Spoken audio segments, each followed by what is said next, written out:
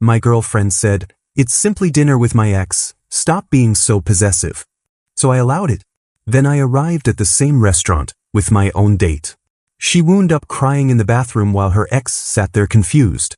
You know how they say love makes you blind? Well, I was practically walking around with a blindfold on for 6 months straight. Jake here, 32, spent the last 8 years building other people's dreams as a construction project manager in Charlotte, making decent money at $85,000 a year, and I genuinely believed I'd struck gold with Brittany. This woman had me convinced she was my perfect match from day one, 29 years old, working real estate with this magnetic personality that could sell ice to penguins, always buzzing with excitement about her next big deal or networking opportunity.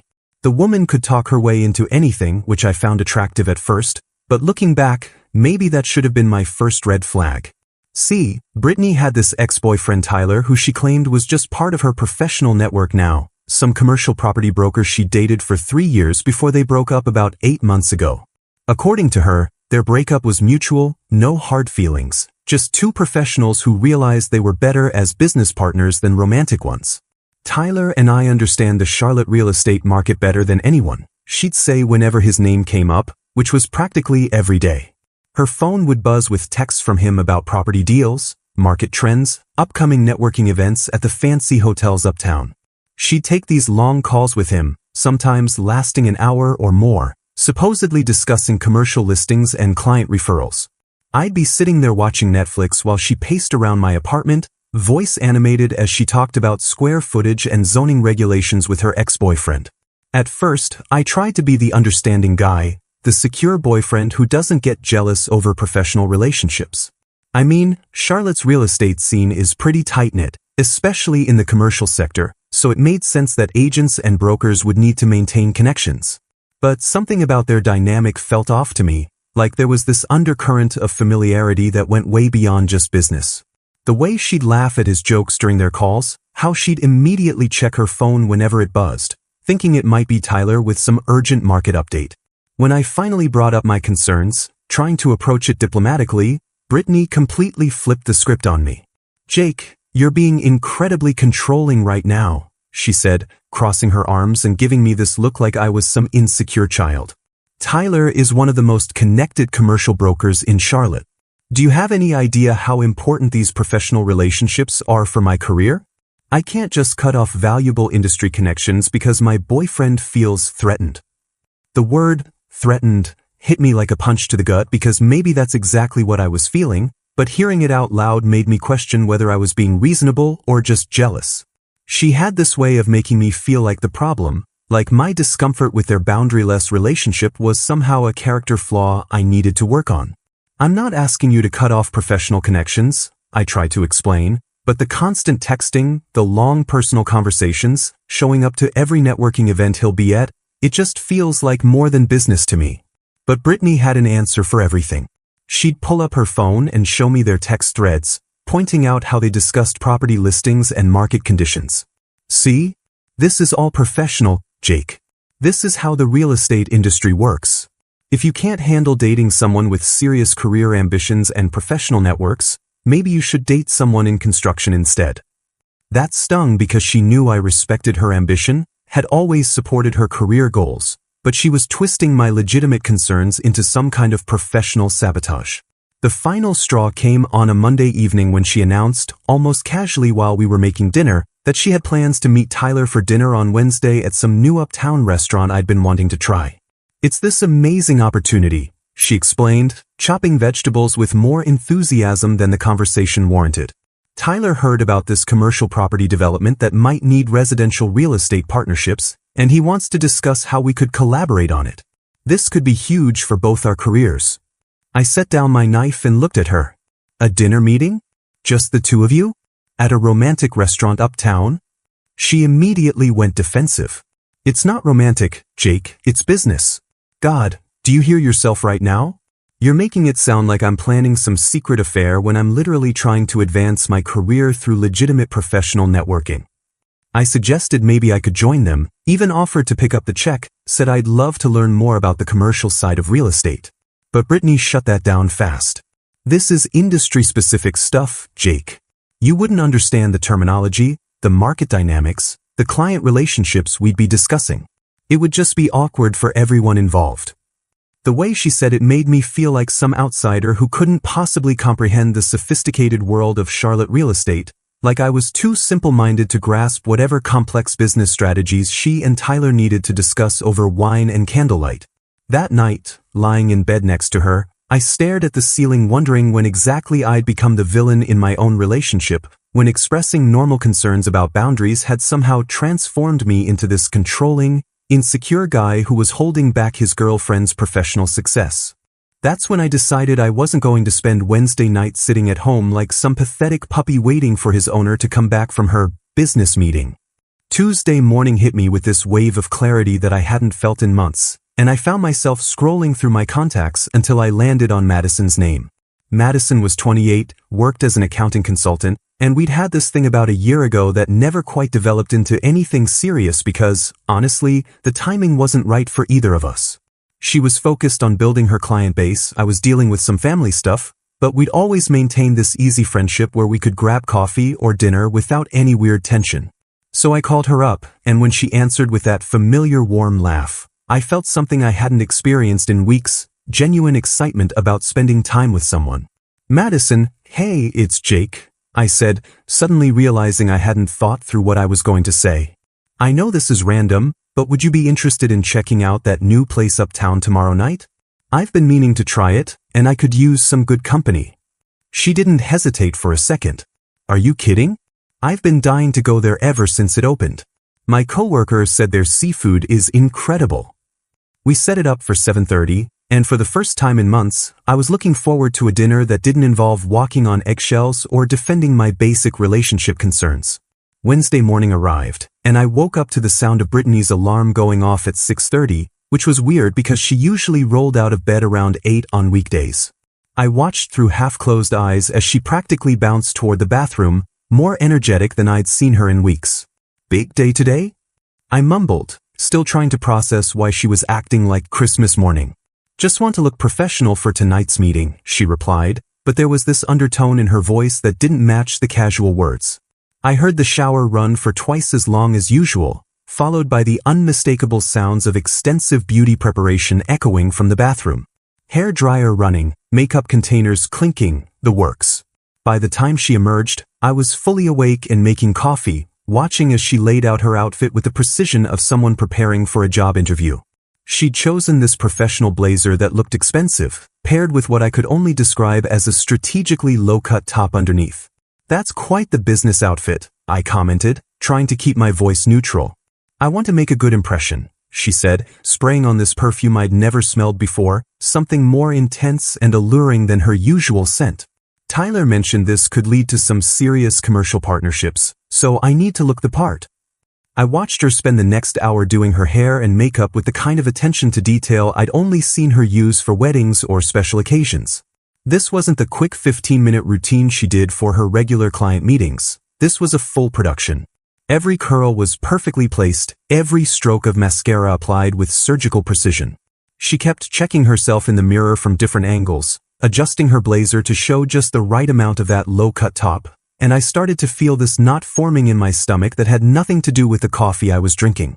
"You're really going all out for a business dinner," I said, watching her apply a third coat of lipstick. "Jake, please don't start," she replied without looking away from the mirror. "I told you, this is important for my career. I need to look professional and polished when I'm meeting with one of Charlotte's top commercial brokers." But there was something about the way she said "professional" while adjusting her neckline that made the word feel like a lie.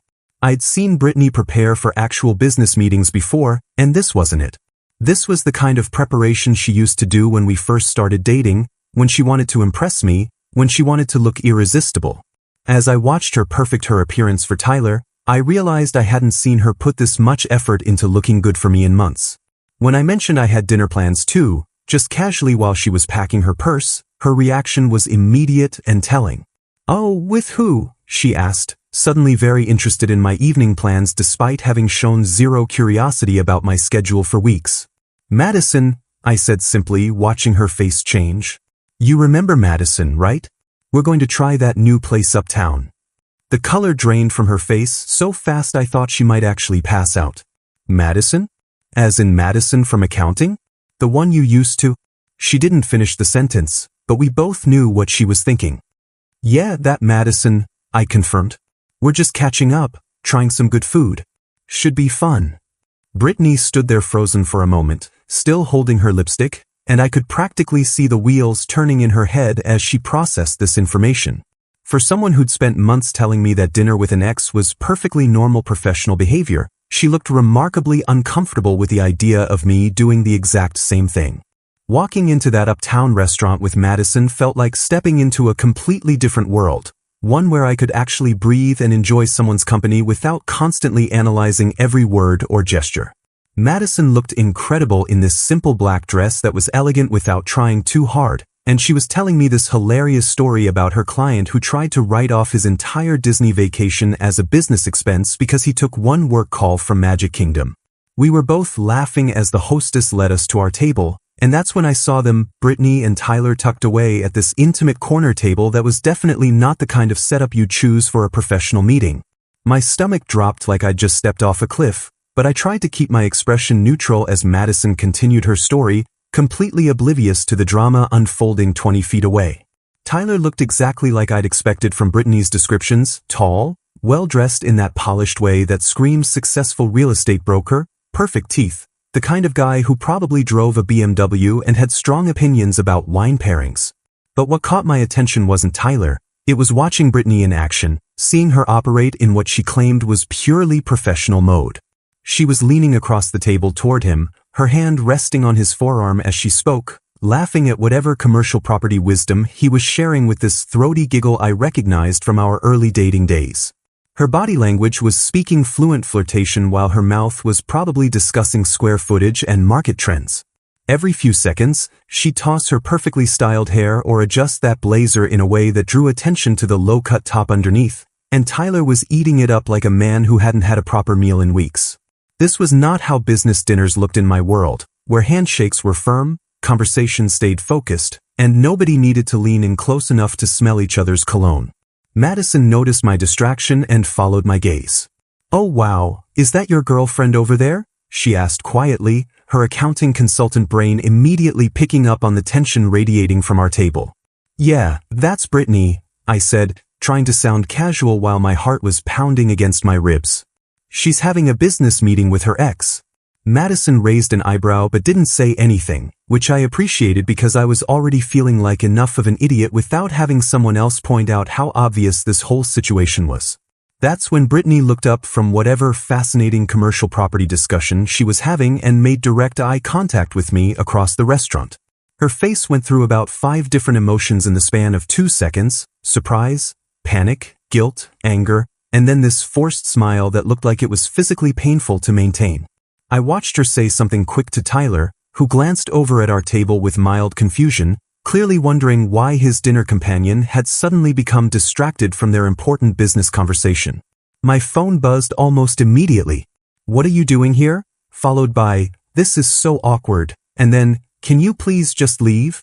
I showed Madison the texts, and she shook her head with this knowing look. "Wow, she's really committed to this professional meeting story, isn't she?" I typed back, "Enjoying dinner with Madison. Don't mind us." The next text came faster. "Jake, this is really important for my career, you're making this weird." I could see Brittany trying to refocus on Tyler, but she kept glancing over at our table every few minutes, her professional composure clearly cracking under the pressure of being watched. Tyler was starting to notice her distraction, checking his watch and looking increasingly uncomfortable as Brittany's attention kept drifting away from whatever commercial property goldmine they were supposed to be discussing. "I need to use the restroom," Brittany announced loud enough for me to hear from across the restaurant, standing up so abruptly she nearly knocked over her wine glass. I watched her walk toward the back of the restaurant, her confident stride replaced by something that looked more like a retreat. She was gone for almost 15 minutes, and when she returned, her eyes were noticeably red despite obvious attempts to fix her makeup.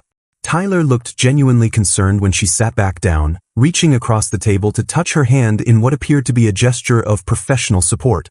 "Are you all right?" I heard him ask as she settled back into her chair. "Just work stress," she replied, but her voice carried this shaky quality that made the excuse sound hollow even from 20 feet away. Tyler wasn't buying it either, and I could see him glancing between Brittany and our table, finally putting the pieces together that maybe this business dinner had some personal complications he hadn't signed up for. The rest of their meal was painful to watch, like a train wreck happening in slow motion. Brittany kept trying to steer the conversation back to commercial properties and networking opportunities, but Tyler's enthusiasm had clearly evaporated. He was checking his phone, looking around the restaurant, exhibiting all the classic signs of someone who wanted to be anywhere else. When they finally asked for the check, Tyler's body language had shifted from interested business partner to polite acquaintance, counting the minutes until escape. As they gathered their things to leave, Brittany made one last desperate attempt to salvage the evening. "Tyler, I really think this partnership could be amazing for both of us," she said, her voice carrying this edge of desperation that made me feel almost sorry for her. Tyler nodded politely, but his response was pure professional courtesy with zero genuine enthusiasm. "I'll give you a call next week, Brittany. We can discuss it further." But even from across the restaurant, I could tell that call was never going to happen. Thursday morning arrived like a reckoning I'd been avoiding for months, and I woke up knowing this conversation was going to change everything between us. Brittany was already up, sitting at my kitchen table with her coffee, staring at her phone with this defeated expression that told me last night's business meeting hadn't gone according to plan. The silence stretched between us for what felt like hours before I finally broke it. "So, how did your professional dinner go?" I asked, pouring myself coffee and trying to keep my voice steady. She looked up at me with eyes that were still puffy from whatever breakdown she'd had in that restaurant bathroom. "It was fine, Jake. Just fine. Though having you there watching my every move certainly didn't help the professional atmosphere I was trying to maintain." I sat down across from her, and something about her defensive posture made all my suppressed frustrations bubble to the surface. "Professional atmosphere? Brittany, I watched you flirt with that man for 2 hours straight. That wasn't a business meeting, that was a date." "You don't know what you're talking about," she snapped, but her voice cracked on the words. "Tyler and I have a complex professional relationship that you clearly don't understand." That's when something inside me finally snapped. "Stop lying to me, Brittany. Stop lying to yourself. I've been walking around on eggshells for months, questioning my own sanity because you keep telling me I'm imagining things that are right in front of my face." She stood up abruptly, her chair scraping against the floor. "I'm not lying about anything. Tyler is an important business contact, and if you can't handle dating someone with professional ambitions, then maybe we're not compatible. Then explain to me why he looked so confused when you got upset about seeing me there," I said, standing up to match her energy. "Explain why a business partner would be surprised that his colleague's boyfriend was in the same restaurant."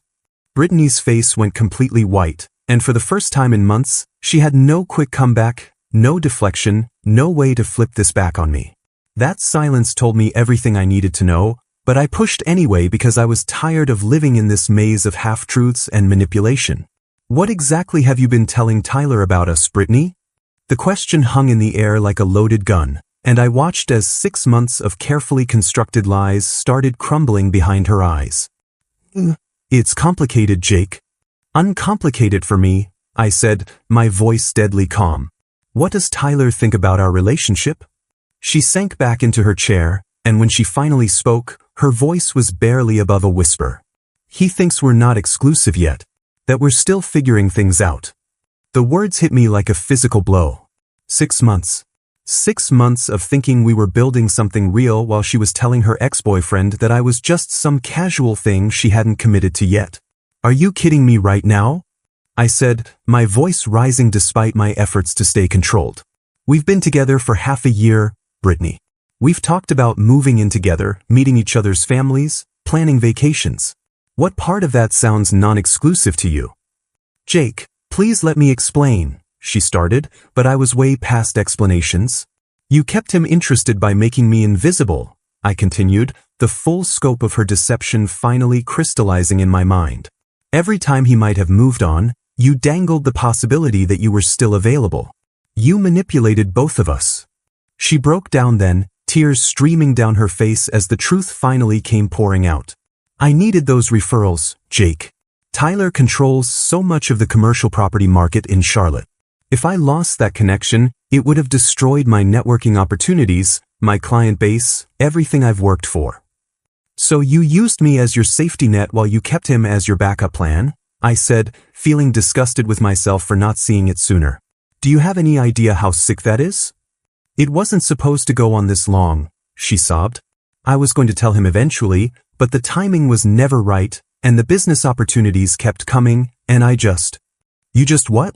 Decided that your career was more important than basic human decency? I was already reaching for my phone, blocking her number before she could say another word.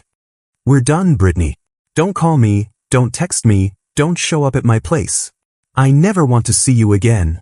6 weeks later, the Charlotte real estate gossip mill had thoroughly chewed up and spit out Brittany's reputation.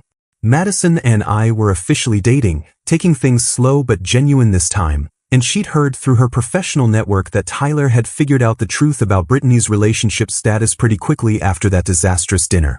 Apparently, he felt so manipulated and used that he not only stopped referring clients to her but also shared the story with several other brokers in their network. In a business built on trust and relationships, word traveled fast about agents who played games with personal and professional boundaries. Brittany's carefully cultivated networking connections started drying up as people realized she'd been operating with questionable ethics. Her attempts to reach out through mutual friends fell flat because everyone could see the manipulation for what it was once they knew the full story. Madison and I ran into her at a coffee shop downtown about 2 months later, and she looked like a completely different person, smaller, defeated, alone. She tried to wave, maybe hoping for some kind of reconciliation conversation, but I just nodded politely and kept walking. Some bridges burn themselves, and this was one fire I had no interest in putting out.